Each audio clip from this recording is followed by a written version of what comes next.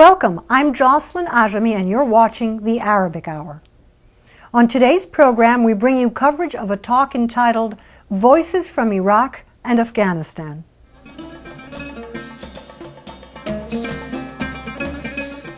My grandfather and his dad were alive during the last occupation, the British occupation of Iraq that started in 1917. Now, all of these other occupations were not exceptions as well, and this one is not an exception. All of those other occupations looked very similar to this one. The country was destroyed, the civil society was put under strains, Iraqis were made to fight against each other because of the lack of civic institutions. And then after the occupation left, in the 20 other cases, we don't have a single precedent that after the occupation left, the sky fell and Iraqis killed each other. That never happened, and it will not happen to this occupation either.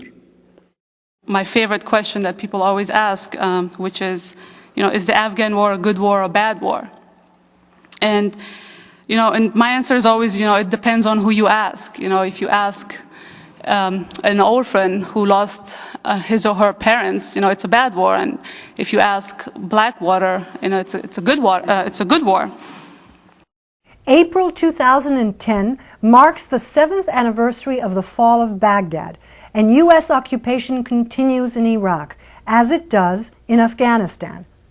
Today, we cover a talk entitled Voices from Iraq and Afghanistan.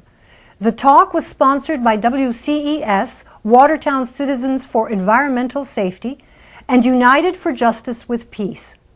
The event took place April 18, 2010, at St. John's United Methodist Church in Watertown. The guest speakers were Raed Jarrar and Maryam Shansab. Raed Jarrar is an Iraqi architect, blogger, activist, and consultant to the American Friends Service Committee. And Maryam Shansab is an Afghan-American activist and PhD student at Tufts Sackler School of Biomedical Sciences. Ever since I gave a talk in December 2009 about the escalation of Obama, I've been invited to a lot of places to give talks. And people always ask me to give a talk about the situation in Afghanistan. And whenever I prepare for these talks, as I have done today, it's always hard for me to talk about Afghanistan as an isolated case. And also, sometimes it's hard for me to answer people's questions because, it's really complicated. I don't know what they mean sometimes. And here, for example, I put my favorite question that people always ask, which is the Afghan war a good war or a bad war?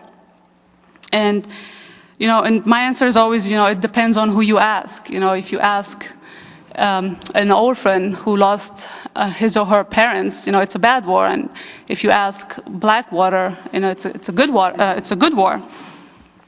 So I think it's really important for us to understand what wars really mean and whom they generally benefit. And if we look at the past, there are a lot of empires of the past that did a lot of bad things in order to increase their wealth and power. And rarely did these past empires say that, we want to go to war so we can exploit people and so we can get richer. They always said, it's the wars are for quote-unquote defensive reasons or for humanitarian interventions. And, even the Nazis thought that they were fighting a quote-unquote defensive war.